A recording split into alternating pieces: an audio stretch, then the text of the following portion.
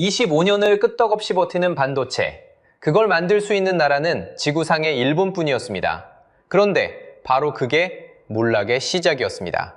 상식적으로 생각하면 이상하죠? 세계 최고의 기술을 가진 나라가 그 기술 때문에 망했다니 말입니다. 1988년, 일본은 세계 반도체의 절반을 혼자 쥐고 있었습니다. 그런데 30년 만에 그 자리는 거의 사라졌습니다. 도대체 무슨 일이 있었을까요? 범인은 밖에 있지 않았습니다. 완벽에 집착한 일본이 스스로 판 무덤, 그 세 가지 단서를 지금부터 하나씩 추적해 보겠습니다. 자, 여기 한 제국의 죽음이 있습니다. 1988년, 일본은 전 세계 반도체 시장의 50.3%를 혼자 차지했습니다. 세계 시장의 절반을 딱 한 나라가 준 겁니다. 1992년에는 세계 10대 반도체 기업 가운데 5곳이 일본 회사였습니다. 10자리 중 절반이 일본 이름표였던 거죠. 특히 비램이라는 메모리 반도체에서는 80년대 중반 일본이 세계의 약 80%를 장악했습니다. 사실상 반도체는 일본 것이었습니다. 미국도 유럽도 일본을 따라오지 못했죠. 그 시절 일본의 기세가 어느 정도였냐면요. 미국이 국가 안보가 위협받는다며 직접 나설 정도였습니다. 반도체 하나로 세계 경제의 판을 좌지우지하던 나라. 그게 1980년대의 일본이었습니다. 그런데 2026년, 지금 그 제국은 어디에 있을까요? 2019년 기준 일본의 세계 점유율은 약 10%로 쪼그라들었습니다. 절반을 주던 나라가 10분의 1 신세가 된 겁니다. 특히 최첨단 반도체 분야에서는 일본의 이름이 사실상 지워졌습니다. 세계 10대 기업을 절반이나 채우던 그 이름들이 지금은 명단에서 찾아보기도 어렵습니다. 자, 여기서 이상한 점이 있습니다. 보통 강자가 무너지면 그를 쓰러뜨린 더 센 범인이 있잖아요. 권투로 치면 나를 이긴 챔피언이 있어야 하는 겁니다. 그런데 이 사건은 좀 다릅니다. 일본을 림 위에 눕힌 건 더 뛰어난 기술을 가진 경쟁자가 아니었거든요. 그럼 도대체 누가 세계 최강 제국을 죽였을까요? 상식적으로 생각하면 삼성이나 미국이 범인 같습니다. 하지만 진짜 범인은 따로 있었습니다. 그것도 아주 가까운 곳에요. 바로 일본 자신이 가장 자랑스러워하던 그 완벽함이었습니다. 세상에서 가장 튼튼한 성이 적의 공격이 아니라 안에서부터 무너진 겁니다. 오늘 우리는 탐정이 되어 이 완벽함이라는 범인이 남긴 세 가지 단서를 하나씩 따라가 볼 겁니다. 그리고 미리 말씀드리면 이건 단순히 옆나라 옛날 이야기가 아닙니다. 이 사건의 마지막 장면에는 소름 돋게도 지금의 한국이 서 있거든요. 자, 첫 번째 단서는 일본이 세상에서 가장 자랑하던 물건 속에 숨어 있었습니다. 첫 번째 단서를 보겠습니다. 일본이 만든 반도체는 무려 25년을 고장 없이 버티는 물건이었습니다. 여러분, 25년이면 강산이 2번 반은 바뀌는 시간입니다. 갓난아기가 어엿한 사회인이 되는 세월이죠. 그 긴 시간을 끄떡없이 버티는 부품을 만들었다는 겁니다. 요즘 우리가 3, 4년 쓰다 바꾸는 스마트폰을 떠올려 보세요. 그 안에 25년간은 부품이 들어있다고 생각하면 얼마나 대단한 기술인지 감이 오시죠? 세계 어느 나라도 흉내 못 내는 완벽에 가까운 품질이었습니다. 왜 이렇게까지 만들었을까요? 그 시절 반도체는 주로 대형 컴퓨터, 그러니까 은행이나 정부의 거대한 메인프레임에 들어갔거든요. 이런 기계는 한 번 멈추면 큰일이 납니다. 은행 전산이 하루만 멈춰도 나라가 발칵 뒤집히잖아요. 그러니 부품도 수십 년을 버텨야 했죠. 일본은 이 요구에 완벽하게 부응했습니다. 특유의 장인 정신으로 세상에서 가장 튼튼한 반도체를 만들어낸 겁니다. 당시로선 그게 정답이었습니다. 여기서 삼성은 정반대의 길을 갔습니다. 한국이 만든 디램은 수명이 약 3년이면 충분한 값싼 물건이었습니다. 일본 기술자들이 보기엔 조잡한 싸구려였죠. 자, 대비가 선명하죠? 25년짜리 일본 반도체와 3년짜리 한국 반도체.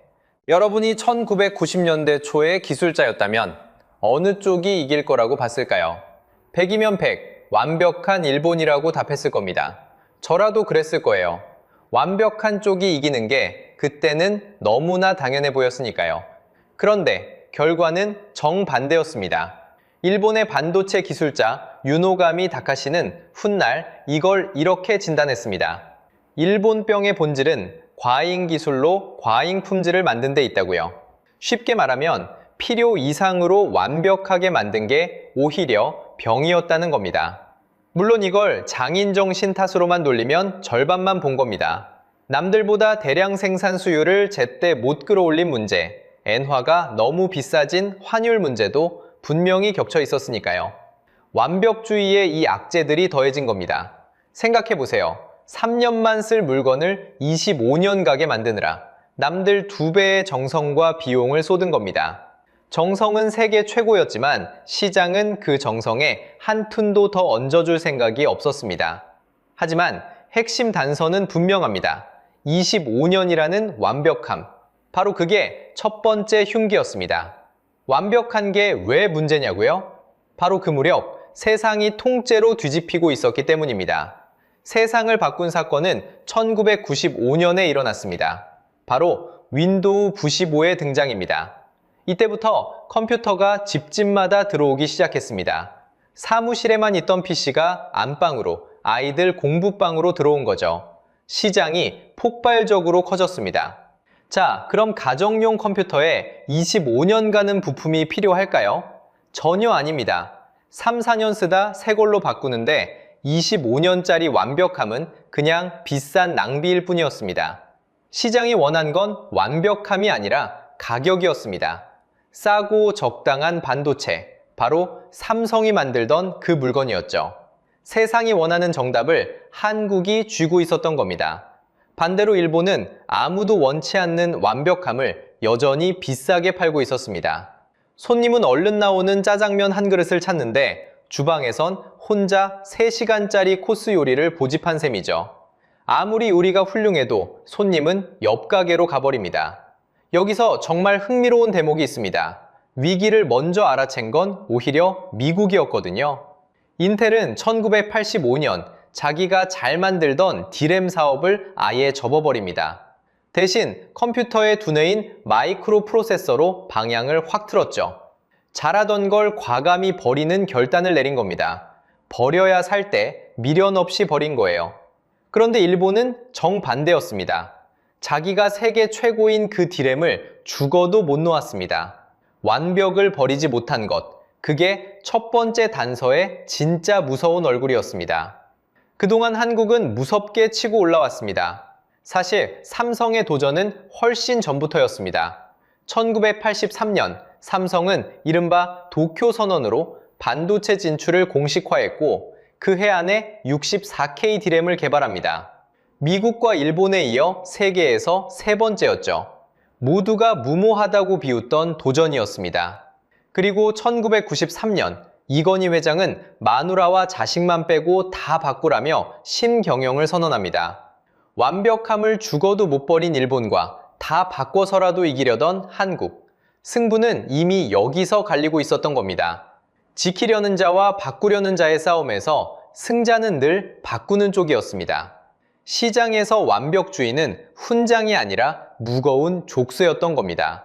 자, 첫 번째 단서가 이렇게 정의됩니다.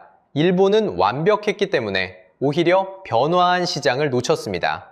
그런데 이 완벽함의 대가가 정확히 얼마짜리였는지 냉정하게 계산기를 두드려보면 진짜 소름이 돋습니다. 자, 이제 감정을 빼고 냉정하게 돈 계산을 해봅시다. 완벽한 물건을 만들면 돈을 더 벌어야 정상이잖아요. 그런데 일본은 왜 오히려 가난해졌을까요? 바로 여기에 첫 번째 단서에 진짜 값이 숨어 있습니다. 먼저 잃어버린 시장의 크기를 보시죠. 1988년 세계의 절반 50.3%를 주던 일본이 2019년엔 약 10%로 주저앉았습니다. 시장을 이만큼 잃었다는 건 그만큼 돈이 통째로 빠져나갔다는 뜻입니다. 세상의 절반을 팔던 장사가 10분의 1로 쪼그라든 거니까요. 한 해 매출이 반토막도 아니고 5분의 1로 줄었다고 상상해보세요. 웬만한 기업은 그냥 문을 닫습니다. 그런데 이 거대한 손실이 하루아침에 터진 게 아니라는 게 더 무섭습니다. 매년 조금씩 시장을 야금야금 뺏기면서 벌어진 일이거든요. 서서히 데워지는 냄비 속 개구리처럼 일본은 위기를 위기로 느끼지도 못한 채 삶아지고 있었습니다. 정신을 차렸을 땐 이미 물이 펄펄 끓고 있었죠. 돈이 새어나간 진짜 구멍은 원가에 있었습니다. 숫자로 보면요. 25년 버티는 반도체를 만들려면 재료도, 공정도, 검사도 훨씬 많이 들어갑니다.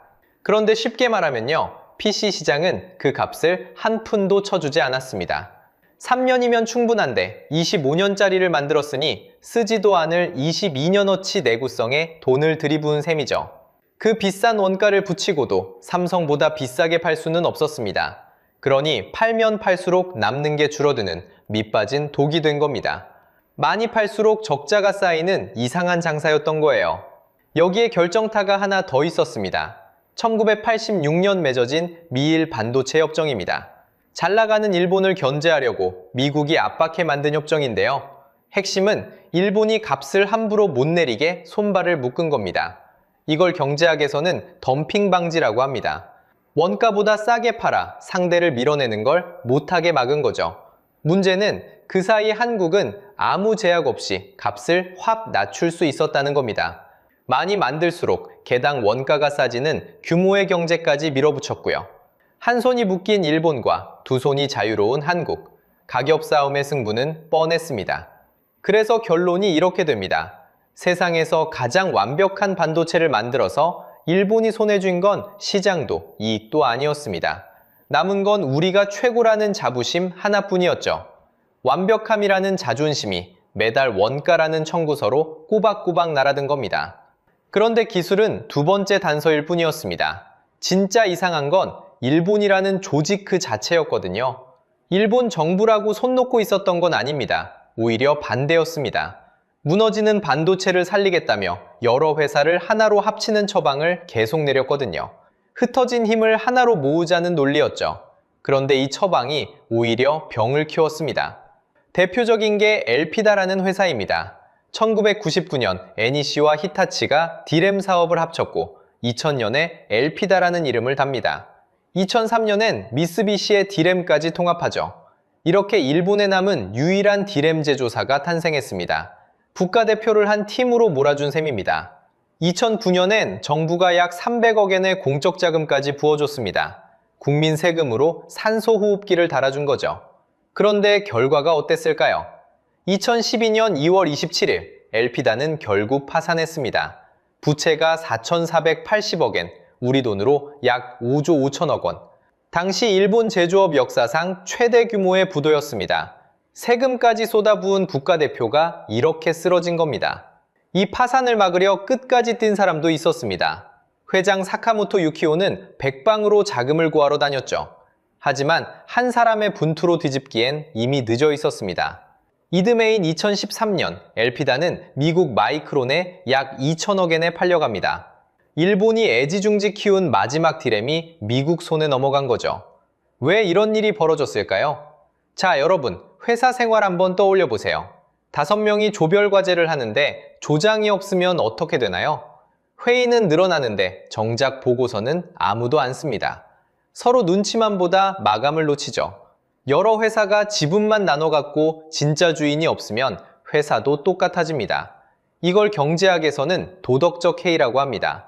내 돈, 내 회사가 아니니 아무도 목숨 걸고 책임지지 않는 거예요. 일본은 이 실패를 시스템 반도체에서도 똑같이 반복했습니다. NEC와 히타치, 미쓰비시를 또 합쳐 르네사스라는 회사를 만들었지만 덩치만 컸지 결과는 늘 비슷했습니다. 정부가 억지로 짝지어준 결혼이 행복한 경우는 드문 법이죠. 사랑 없는 정략 결혼에 세금까지 들이부어 봐야 결과는 뻔했던 겁니다. 자, 두 번째 단서가 드러났습니다. 완벽한 기술은 있는데 그걸 책임질 주인이 없었던 겁니다.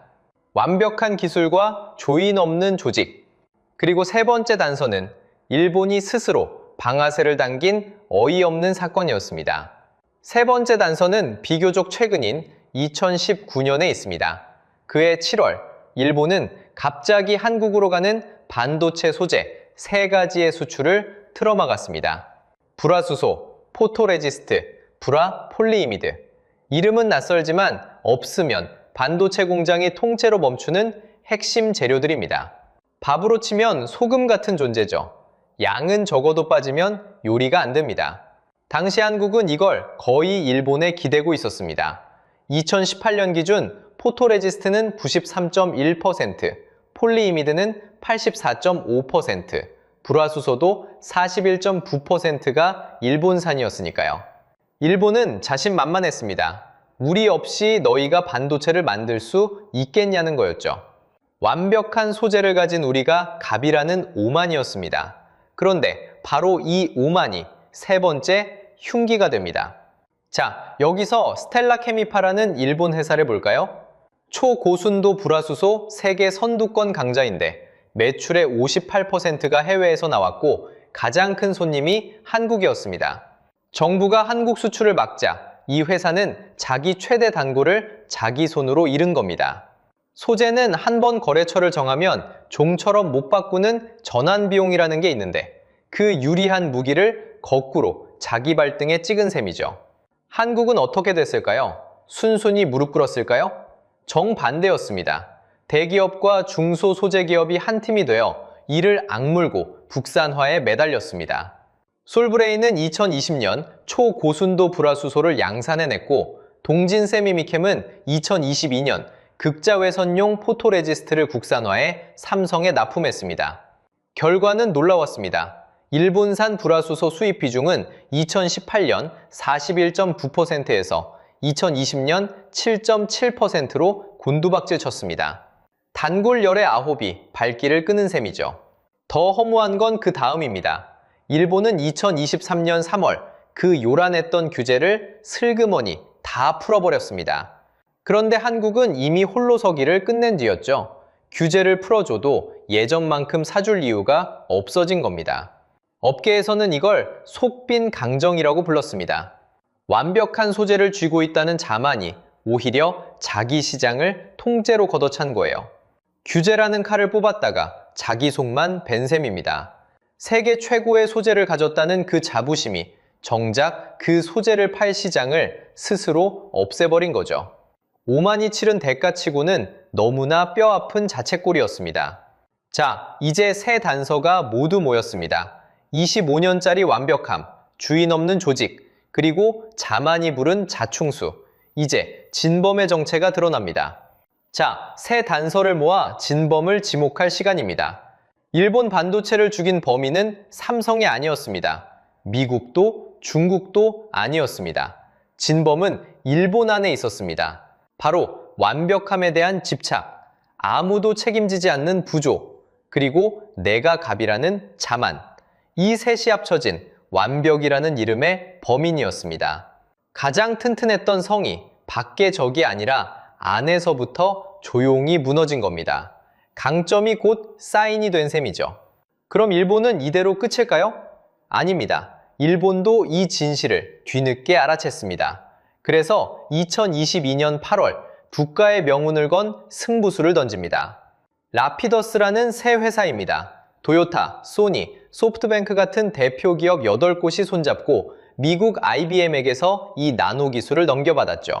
성과도 있습니다. 2025년 7월엔 세계 최선단급 2나노 트랜지스터를 처음 작동시키는 데 성공했고 2026년 2월엔 후지츠 등 30개 기업이 1,600억 엔을 추가로 대기로 했습니다. 겉보기엔 일본이 다시 힘차게 뛰는 것처럼 보입니다. 그런데 자, 여기서 소름 돋는 대목이 있습니다. 라피더스를 뜯어보면 30년 전 그 범인이 또 보이거든요. 이 회사 사실상 부경이나 다름없습니다. 정부 지원이 누적 2조 3,500억 엔을 넘었고 정부가 최대 주주의 의결권 11.5%, 거부권까지 쥔 황금주를 가졌습니다. 돈은 기업이 되는데 결정 버튼은 정부가 진 2조. 어디서 많이 봤죠? 바로 엘피다입니다. 주인 없는 조직이라는 두 번째 단서가 그대로 반복되고 있는 겁니다. 실력의 벽도 높습니다. 일본이 실제로 양산하는 기술은 아직 40나노급입니다. TSMC와 삼성이 23나노를 만드는 걸 생각하면 약 20년의 격차죠. 걸음마도 안 뗀 아이가 저만치 앞서 달리는 어른을 단숨에 따라잡겠다는 셈입니다. 게다가 앞으로 10년간 반도체 인력이 3만 5천에서 4만 명 부족할 거라는 전망까지 나옵니다. 세금을 아무리 부어도 정작 뛸 선수가 없는 거예요. 그렇다고 비웃을 순 없습니다. TSMC가 2024년 부마모토에 공장을 열고 일본 정부가 1조 2천억 엔을 지원하면서 지역이 들썩였으니까요. 다만 이건 대만 반도체의 상륙이지 일본의 부활은 아닙니다. 완벽한 기술을 다시 손에 넣는다 해도 그걸 책임질 주인이 없다면 30년 전과 똑같은 길을 걷는 셈이니까요. 그런데 이 사건을 여기서 덮으면 안 됩니다. 등골이 서늘해지는 질문이 하나 남았거든요. 완벽함이라는 이 범인, 정말 일본에만 있는 걸까요? 이제 이 사건의 마지막 장면입니다. 그리고 그 자리엔 소름 돋게도 지금의 한국이 서 있습니다.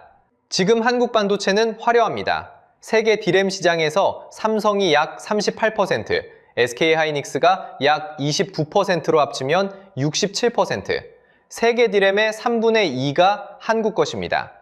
AIS는 초고속 메모리, HBM에서는 SK하이닉스가 약 52%로 1위, 삼성이 약 39%로 뒤를 바칩니다. 낸드 플래시에서도 삼성이 약 29%, SK가 약 18%로 앞서 있죠. AI 열풍으로 메모리가 없어서 못 파는 슈퍼사이클까지 왔습니다. 딱 30년 전 세계의 절반을 쥐고 웃던 그때의 일본과 판박입니다. 바로 여기서 소름이 돋습니다. 일본을 죽인 그 범인의 얼굴이 지금 한국에도 어른거리거든요. 첫째, 한우물 편중입니다. 일본이 D램에 취해 있었듯 한국은 메모리에 지나치게 기대고 있습니다. 시스템 반도체나 파운드리는 아직 갈 길이 멀죠. 둘째, 중국의 맹추력입니다. 과거 일본을 추월한 게 한국이었듯 이번엔 중국이 무섭게 뒤를 쫓습니다. 셋째, 사람입니다. 일본이 인력난에 무너졌듯 한국도 저출생과 이공계 기피라는 똑같은 벽 앞에 서 있습니다. 일본은 만든 것을 팔았고 한국은 팔릴 것을 만들었습니다. 그래서 이겼죠.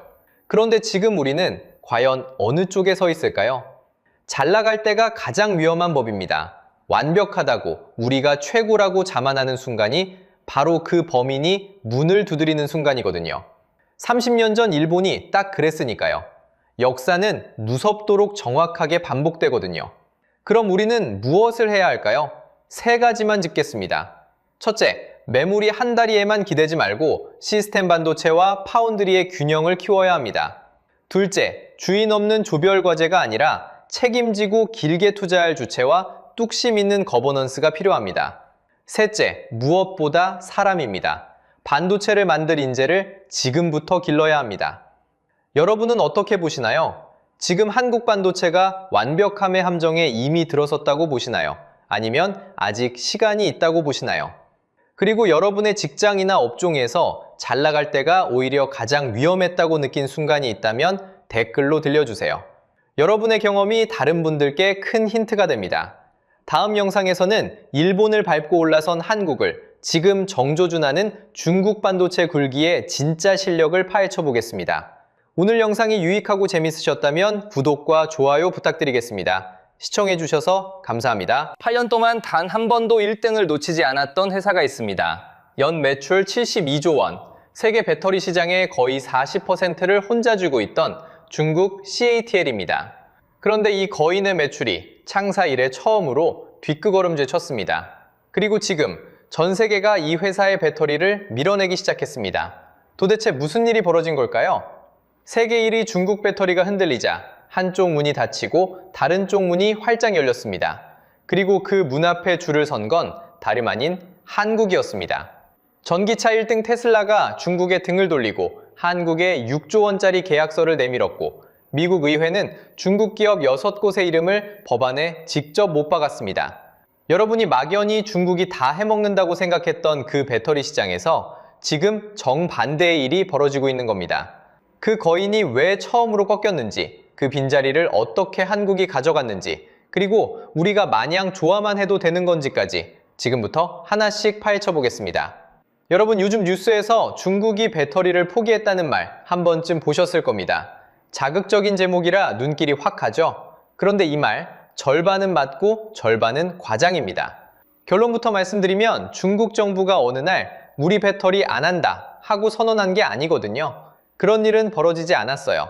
그러니까 도대체 무슨 일이 진짜로 벌어진 건지 지금부터 그 실체를 한 겹씩 벗겨보겠습니다. 끝까지 보시면 떠도는 헤드라인과 진짜 현실 사이에 얼마나 큰 차이가 있는지 보일 거예요.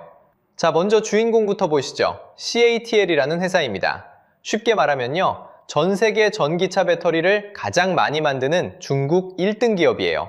무려 8년 연속 세계 1위였습니다. 한 번도 그 자리를 놓친 적이 없었어요. 그런데 바로 이 거인한테 처음으로 이상한 일이 생겼습니다. 여기서 핵심은 숫자예요. CATL의 2024년 매출이 약 72조 원이었는데 1년 전보다 9.7%나 줄었습니다. 회사 세운 이래 처음으로 매출이 거꾸로 꺾인 거예요.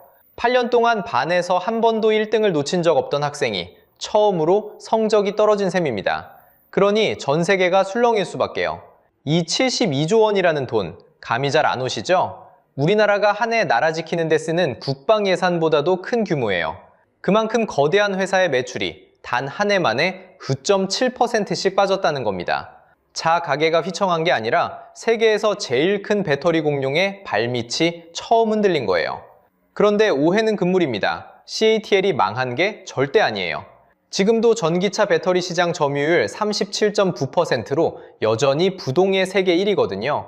쉽게 말하면 세계에서 굴러다니는 전기차 배터리 셋 중 하나는 아직도 이 회사 제품이라고 보시면 돼요. 에너지 저장 장치 쪽 점유율도 36.5%로 4년째 1위를 지키고 있습니다. 그러니까 도산했다는 말은 명백한 과장입니다. 정확한 표현은 처음으로 균열이 갔다는 거예요. 자, 그럼 포기 선언의 진짜 정체가 뭘까요? 사실 이건 세 가지 일이 한꺼번에 겹친 겁니다. 첫째, 방금 본 1등 CATL의 첫 매출 역성장입니다. 8년 무패의 거인이 처음으로 뒷걸음질을 친 거죠. 둘째, 그 아래에서 벌어진 대규모 정리예요. 한때 중국 전기차 업체가 400개에서 500개까지 난립했거든요. 그런데 지금은 100여 개로 쪼그라들었습니다. 동네 치킨집 5곳 중 4곳이 문을 닫은 셈이에요. 이건 시장이 알아서 거품을 걷어내는 과정인데 그 충격이 1등한테까지 올라온 겁니다. 셋째, 바깥에서 벌어진 일입니다. 미국과 유럽이 중국산 배터리를 아예 법으로 밀어내기 시작한 거예요. 잘 만들고 못 만들고를 떠나서 아예 못 들어오게 빗장을 걸어버린 거죠. 이 세 가지가 합쳐진 게 바로 구조적 후퇴입니다.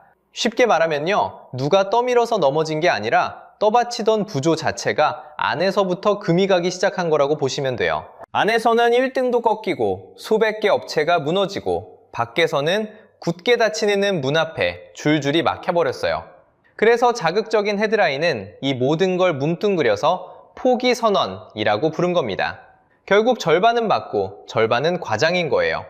그런데 여기서 진짜 궁금한 게 생기지 않으세요?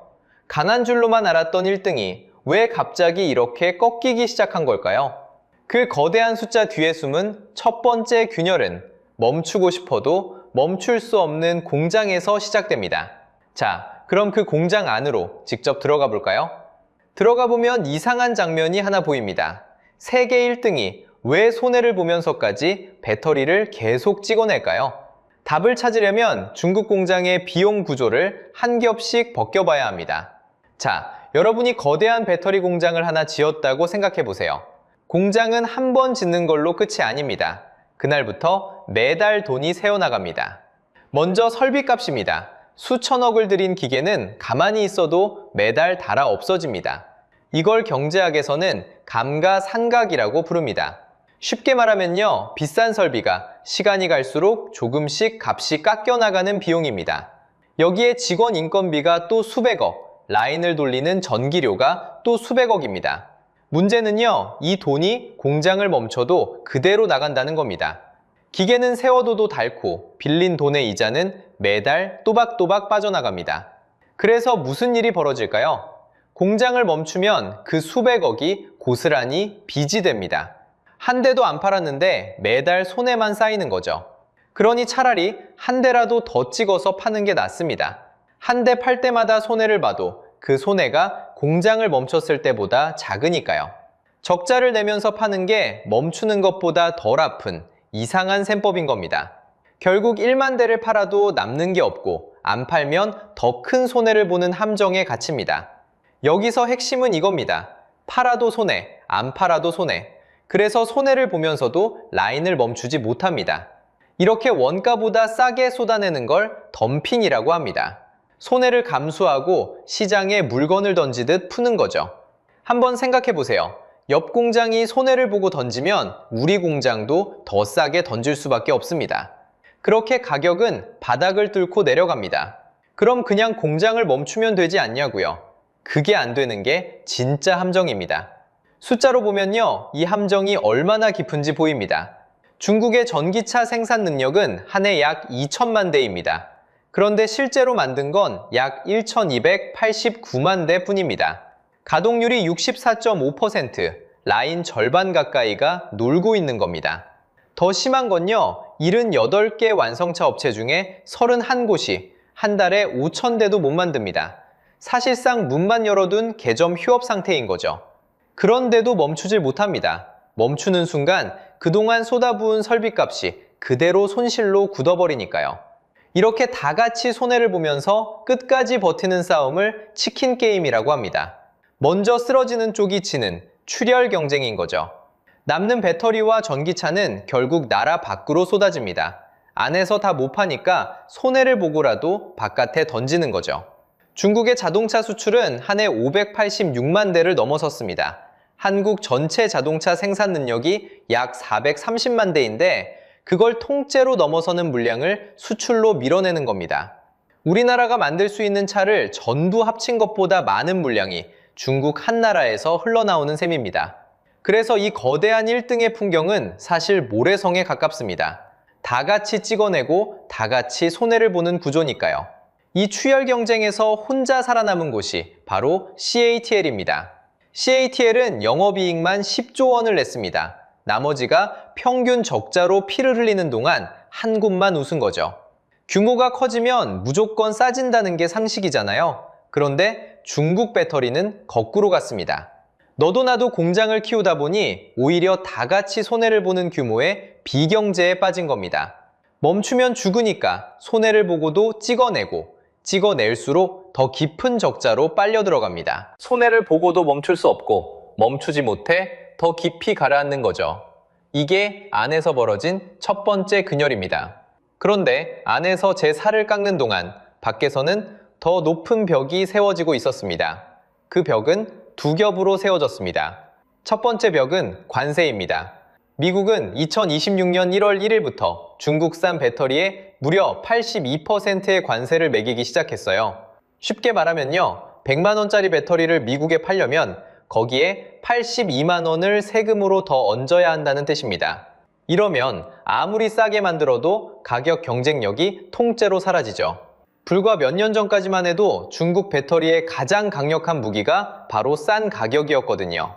그 무기를 미국이 관세 한 방으로 무력화시킨 셈입니다.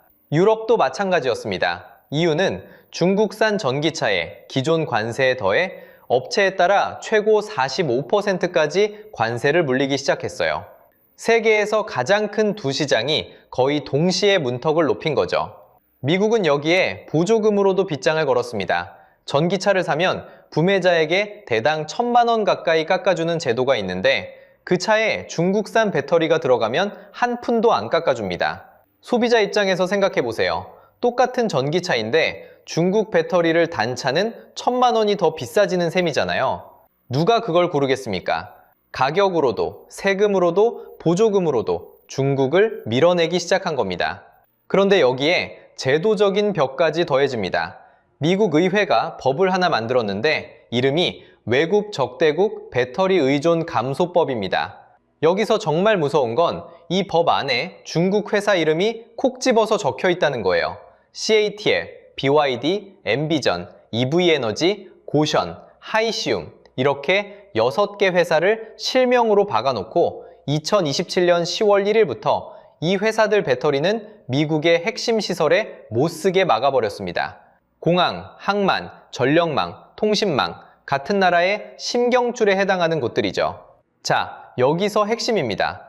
관세는 돈으로 막는 거지만 이건 아예 너희 제품은 들어오지도 마라는 통보예요.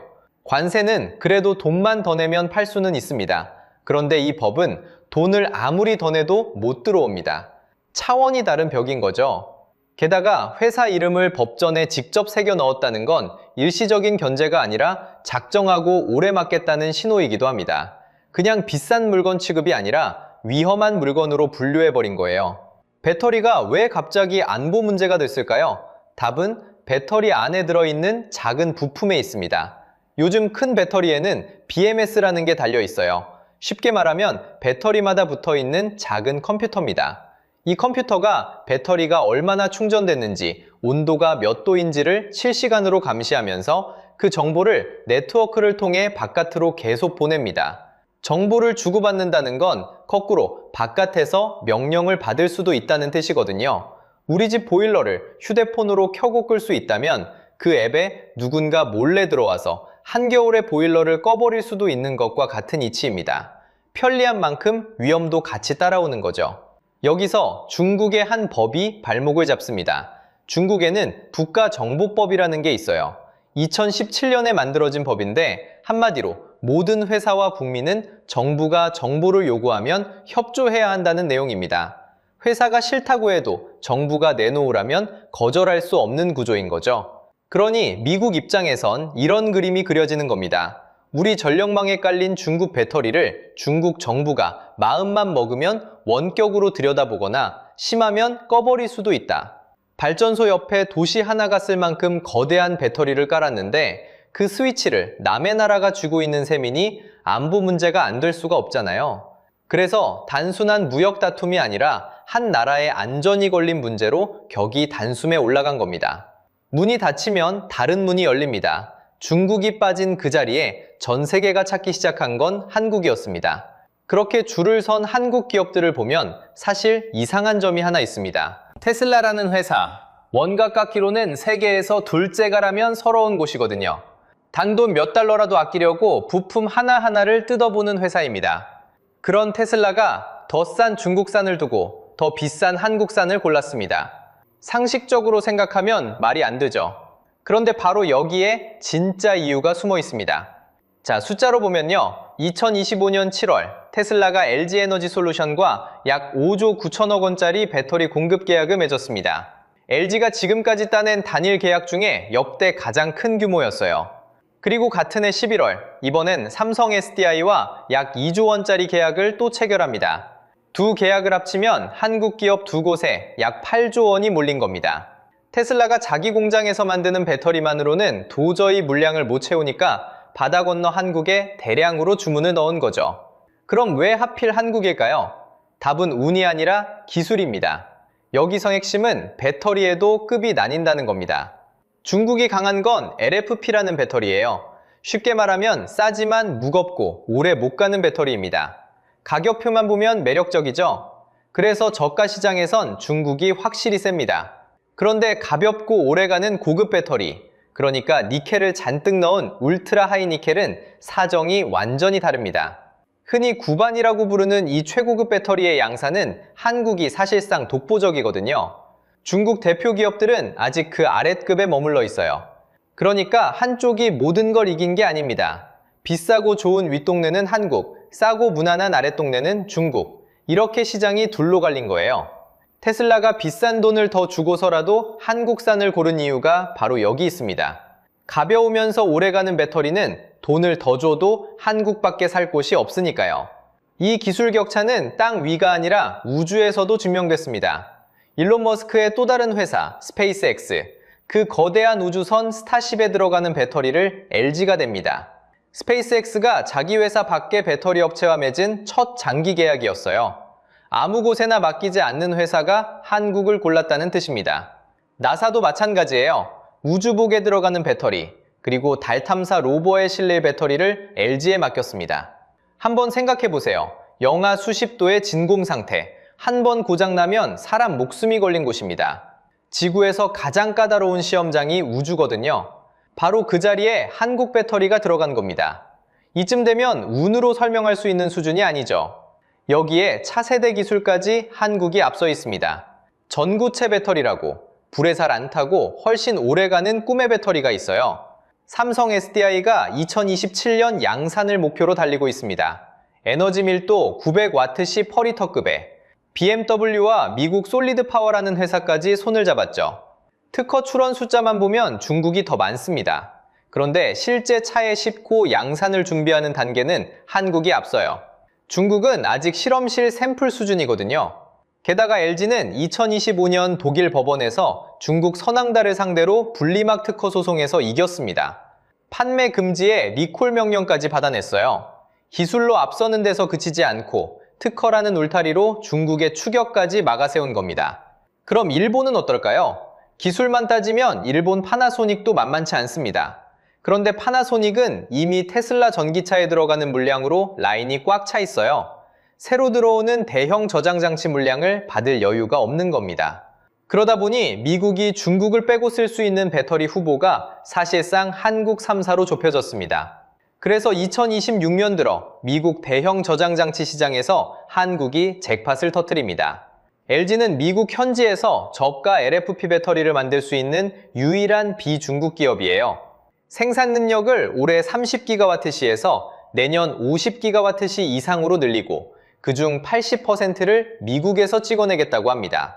그동안 중국산이 독식하던 시장을 한국이 통째로 꿰차기 시작한 거죠. 그런데 말입니다. 이 통쾌한 역전극에는 우리가 놓치고 있는 게 하나 있습니다. 자, 여기까지 보면 완벽한 해피엔딩 같죠? 테슬라도, 스페이스X도, 나사도 한국을 선택했으니까요. 그런데 박수를 치기엔 아직 이릅니다. 왜냐하면 문이 열렸다고 해서 그 문으로 자동으로 걸어 들어가지는 게 아니거든요. 그 문 앞엔 여전히 중국이 칼을 갈고 서 있습니다. 여기서 핵심입니다. 숫자로 보면요, 오히려 한국이 밀리고 있는 지표가 있습니다. 한국 배터리 3사의 글로벌 전기차 배터리 점유율이 2025년에 16%까지 떨어졌어요. 1년 전보다 무려 3.5%포인트가 빠진 겁니다. 쉽게 말하면 전 세계 전기차 10대 중에 한국 배터리를 쓰는 차가 한두 대도 안 된다는 얘기죠. 앞에서 본 테슬라 계약, 스페이스X, 나사 다 사실입니다. 그런데 그건 EES, 그러니까 전력을 저장하는 배형 배터리 쪽 이야기예요. 정작 가장 큰 시장인 전기차 배터리에서는 한국의 깃발이 조금씩 내려가고 있었던 겁니다. 게다가 공장 가동률은 절반 수준입니다. 라인 2개를 깔아놨는데 1개는 멈춰 서 있는 거예요. 공장을 멈추면 그게 곧 손해라고 했죠. 그 함정은 중국만의 이야기가 아니라 한국도 결코 자유롭지 못한 현실이라는 뜻입니다. 그럼 그 빈자리는 누가 가져갔을까요? 바로 우리가 무너졌다고 말했던 그 중국입니다. CATL은 여전히 세계 1위거든요. 점유율이 38%, 그러니까 전 세계 전기차 배터리 10개 중 4개 가까이가 아직도 이 회사 겁니다. 거인이 처음 휘청인 건 맞지만 쓰러진 건 결코 아니라는 뜻이죠. 그리고 이 거인은 이미 반격을 시작했습니다. 중국이 꺼내든 카드는 낙스트라라는 나트륨이온 배터리예요. 나트륨이온 배터리, 쉽게 말하면요, 리튬 대신 흔하디 흔한 소금 성분을 써서 값을 확 낮춘 배터리입니다. 2025년 4월 세계 최초로 양산에 성공했어요. 그런데 싸기만 한 게 아닙니다. 한 번 충전하면 500km를 달리고 충전과 방전을 1만 번이나 반복해도 멀쩡하고 심지어 영하 40도 혹한에서도 작동합니다. 그동안 나트륨 배터리는 싸진다는 게 상식이었거든요. 그 상식을 정면으로 깨버린 거예요. 한국이 비싸고 좋은 프리미엄 시장을 가져간다면 중국은 싸고 튼튼한 저가 시장을 통째로 깔고 앉겠다는 전략인 거죠. 동남아, 남미, 아프리카처럼 가격이 전부인 시장에서는 이 소금 배터리 한 방이면 충분할 수도 있습니다. 자, 그러면 한국은 무엇을 믿어야 할까요? 다행히 우리 손에는 중국이 스스로 내준 약점이라는 카드가 있습니다. 2025년 10월 그 잘 나가던 BYD가 중국 안에서만 11만 5천 대를 리콜했어요. 회사 역사상 가장 큰 규모의 리콜이었습니다. 그것도 다름 아닌 배터리 안전 문제 때문이었죠. 중국산은 싸지만 어딘가 불안하다던 우리의 막연한 느낌이 정작 만든 회사 스스로의 리콜로 증명된 셈입니다. 한국에게는 기회이고 중국에게는 뼈아픈 약점인 거예요. 결국 지금 벌어지는 일은 이겁니다. 거인은 휘청이었지만 죽지 않았고 그 사이 한국은 점유율을 잃으면서도 가장 비싼 시장을 파고들고 있습니다. 그러니까 이건 단순한 통쾌함으로 끝낼 이야기가 아닙니다. 자, 여기서 핵심입니다. 우리가 처음부터 따라온 그 배터리 포기 선언은 결코 중국이 두 손을 든 항복선언이 아니었습니다. 8년간 한 번도 1등을 놓치지 않던 거인의 몸에 처음으로 균열이 간 사건이었던 거죠. 안에서는 보조금이 끊기자 멈추면 감가상각이 그대로 빚이 되니까 손해를 보고도 라인을 돌리는 과잉 생산의 늪에 빠졌습니다. 밖에서는 미국과 유럽이 관세에 더해 법에 회사 이름까지 콕 박아가며 문을 닫아 걸었고요. 그렇게 비어버린 자리에 들어선 게 바로 한국이었습니다. 원가에 목숨 거는 테슬라가, 우주로 가는 스페이스X가 운이 아니라 기술을 보고 한국을 골랐으니까요. 그런데 여기서 박수만 치고 끝내기엔 아직 이릅니다. 한국 3사의 세계 점유율은 오히려 작년보다 떨어졌고 공장은 절반밖에 돌지 못하고 있거든요. 게다가 중국은 이미 소금으로 만든 나트륨 배터리를 꺼내 반격을 시작했습니다. 그렇다면 앞으로 이 싸움은 어떻게 흘러갈까요? 시장은 크게 두 갈래로 갈릴 가능성이 큽니다. 가볍고 오래가는 프리미엄, 그러니까 전고체와 하이니켈은 한국이 쥐고 값싸고 무겁지만 가성비로 미는 나트륨과 LFP는 중국이 가져가는 구도죠. 쉽게 말하면 비싼 고급 시장은 우리가, 싼 대중 시장은 중국이 나눠 갖는 그림입니다. 그리고 한국의 진짜 승부처는 미국의 EES 시장, 그러니까 전기를 모아뒀다 쓰는 대형 저장장치 시장입니다. 중국산이 법으로 밀려난 그 자리를 미국 현지에서 직접 배터리를 댈 수 있는 비중국 기업이 사실상 한국밖에 없으니까요. 그럼 이 기회를 어떻게 지켜야 할까요? 답은 세 가지로 모입니다. 첫째, 돈을 뿌리는 보조금이 아니라 따라올 수 없는 기술 초격차여야 합니다. 둘째, 관세 장벽 안쪽인 미국에서 직접 만드는 현지 생산이죠. 셋째, 분리막 같은 촘촘한 특허로 중국의 추격 자체를 막는 겁니다. 여기에 하나만 더하면 어렵게 키운 기술 인재가 밖으로 새나가지 않게 붙잡는 일입니다. 여러분은 어떻게 보시나요? 한국 배터리가 이 기회를 끝까지 지켜낼 수 있다고 보시나요? 아니면 또 중국에 추월당할 거라 보시나요? 여러분의 생각을 댓글로 남겨주세요. 다음 영상에서는 오늘 잠깐 스쳐간 그 무기, 중국이 한국의 발목을 잡으려 꺼내든 소금 배터리, 나트륨 전쟁의 진짜 승부를 파헤쳐 보겠습니다. 오늘 영상이 유익하고 재밌으셨다면 구독과 좋아요 부탁드리겠습니다. 오늘도 시청해주셔서 감사합니다.